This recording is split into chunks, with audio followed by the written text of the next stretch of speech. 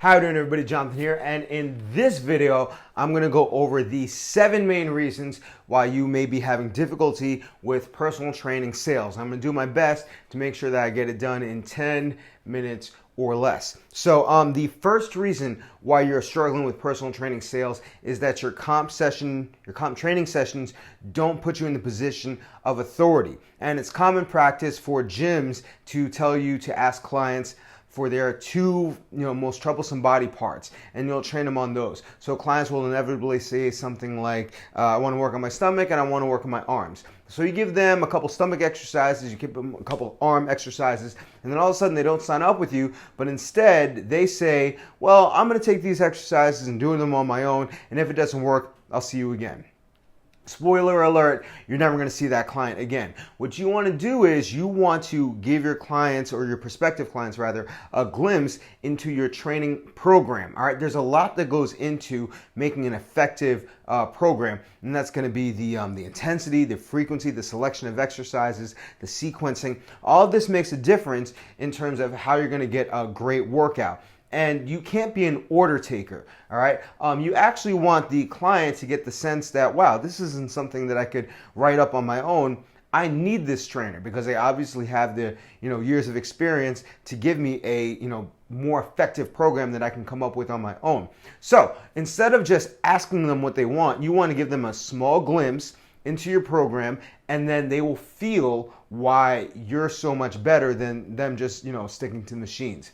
The second reason why you're struggling is because you're giving them too long a list of rates. And it's common practice for gyms to have, their rate sheet, and it just shows 1, 2, 3, 4, 5 times a week and the cost per. Now, most clients are not going to buy the 4 or 5 times per week. At around that 3 times a week point, that's when they really start to cringe because it's way beyond their budget. And we all know that we would prefer not to have a client that we only see once a week because you can't do much with them and you can't monitor them much. So my suggestion would be instead just offer 2 times a week with the knowledge that you have all these other options, including 3, 4, 5 times a week, 1 time a week, online personal training, small group training, large group training. All of these are options, but you don't want to overwhelm the client because they're looking to you to give them their best option, and you can always upgrade them later. So you start off with a 2 times a week, and then you can kind of go from there. All right, the next reason why you're struggling is that you shock your clients with the rates. And the only thing that I can say is similar in terms of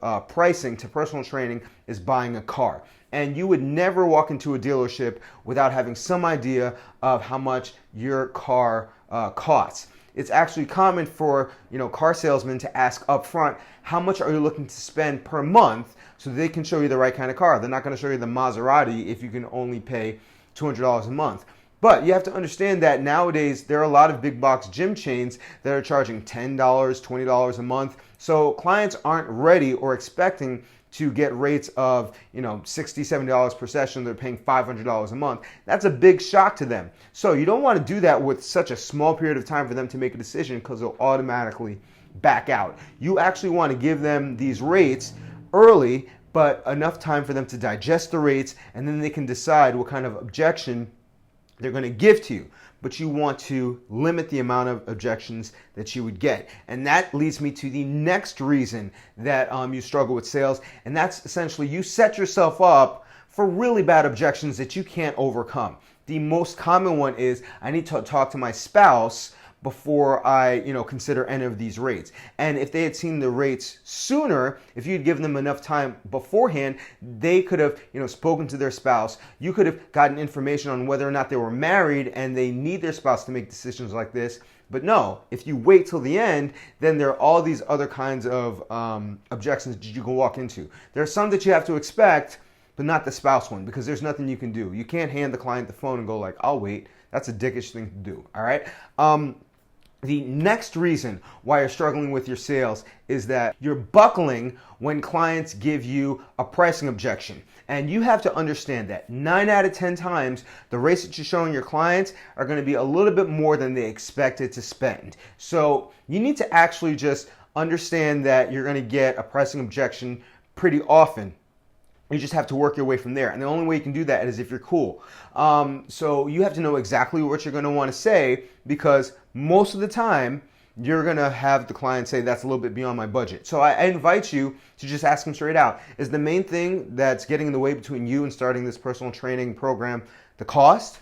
Allow them to say yes, and then you can work from there. That's when you can go to your back pocket and then give them something that'll be better for them. And the last reason why you're struggling with personal training sales is that you let the client walk away. You have to understand that your end goal is to have this client sign up for something. It doesn't have to be a large package that pays you a big commission, because not everybody's ready to commit to something. They've just met you. They're not going to commit to $500 a month, $300 per month, because they just met you. So it's okay if you have them sign up for something smaller, because it at least keeps the lines of communication open and it gives you an opportunity to upgrade them. So let's talk about it like this. If we're going back to the car analogy, what essentially you're going to do is you're going to, you want to sell this person your Honda, your four-door sedan, all right? So you start off realizing that's beyond their budget, so you're going to put them in a bicycle, all right? You're going to give them the bicycle rate.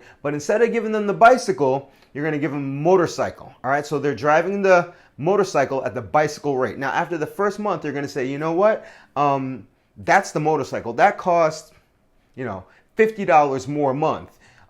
Do you want to go back to the bicycle, or do you want to pay that $50 more per month? And if you've shown them the value of 3 times a week as opposed to 2 times per week, they're more likely to upgrade, if that makes sense. All right, I hope I'm not getting too abstract for you. So you can always upgrade them. But if they walk away with nothing, it's going to be very hard to get them back in front of you and then go back into that closing situation. You got to start all over again. All right, so I have a entire sales strategy. I call it my sales strategy 2.0 that I put together for trainers in big box gym, and it implements 3 things. It implements, first, a questionnaire, all right? And on this questionnaire, you're going to use this in the first session. There are going to be 2 sessions with your client. On the left side, there are the 10 most important questions that you want to ask this client during the workout, so you get a better idea for what they want to accomplish, how soon they want to accomplish it, and anything that may get into the way of their end goal. The other thing that you're going to address in the first workout is going to be this portion up here, notes from the workout. Built into your first session should be some physical tests. I use the overhead squat assessment, I use a pulling test, and I use a pushing test, because those allow me to find muscular imbalances. And that's where I put the muscular imbalances up here. These are things that they may not even know that they're struggling with. But when you identify them, show why they're important to fix, and the importance of fixing it, all of a sudden you're just giving yourself more authority as a knowledgeable trainer. So you're answering these questions and you're putting the muscular imbalances on the top, so you can address this in the close. Now, in between your first session and your closing session, you want to send them rates. So you want to have your own template. Now, if you work in a big box gym, you don't have to change the rates. You're just going to make a simple template for 2 times a week only. And they have 3 options. They have the most flexible, which is month to month. They have the most popular, which is 3 months at a time, and you have the best value, which is 6 months at a time. Everything sounds attractive, so in the end, it's really just about what works best for the client. So you can make your rate sheet out of your gym's rates, but you're going to show this to your client up front along with a text explaining some things that they've done and that they're going to do, so that they feel comfortable with the rates, knowing that they're not locked into anything. Also, you've already taken the shock out of this, and you've taken the spousal objection out of the close, all right? So you get this in between their first session and their second session. So with their second session, you're going to go back to your questionnaire, and then you're going to put in the measurements. So you got your 10 questions right here. You got your muscular imbalances. And then in this blue section right here, you're going to be entering in their measurements. I use the Fit Pro calculator, so you enter in their age, their weight, their height, their body fat, their girth measurements, and their caloric need. All right, you have that all in their plan. That takes about 10 minutes. From there, you're going to take them onto the floor for an abbreviated workout, about 20 minutes. And then in the notes section, you're going to write down any pertinent information that you need in terms of soreness, or in terms of how they felt, or what they want more of or less of between their first and the second session. It's going to go in the bottom right. So here, this is the client giving you all the information that you need in order to sell them. So after you've done the measurements and the abbreviated workouts, you're going to take them over to the close. That's where you're going to bring this back up, and you're also going to need something very important, and that is a blank piece of paper, because now this is their customized roadmap onto how they're going to get to their end goal. So you're going to talk about your program. You're going to talk about things they offer. You're going to talk about goals that they had here.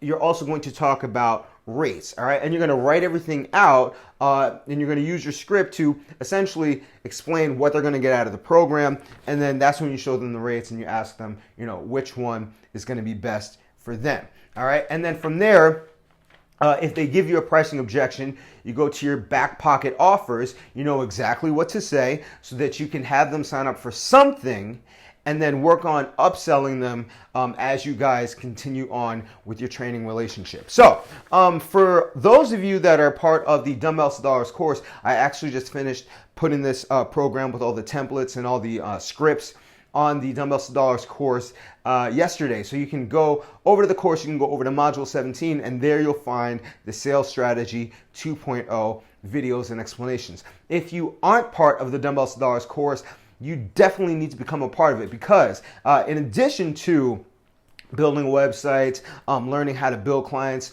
learning how to start your own boot camp, getting better personal training programs out of the way, Facebook marketing, you're going to learn how to sell like a champ, and you're going to have a hard time seeing a lot of success if you don't improve your closing rate. You can improve your closing rate to double what it is right now, all right, and then make way more money down the line, but you need the information that you'll find in the Dumbbells to Dollars course in order to take your fitness business to the next level. So whether you're a big box gym trainer or training on your own independently, I definitely recommend that you get the Dumbbells to Dollars course, because it is the best resource for you to see success as a trainer. Now, if you want to check it out, simply go over to www.dumbbellstodollars.com, and then you'll learn more about the course and you can get it today.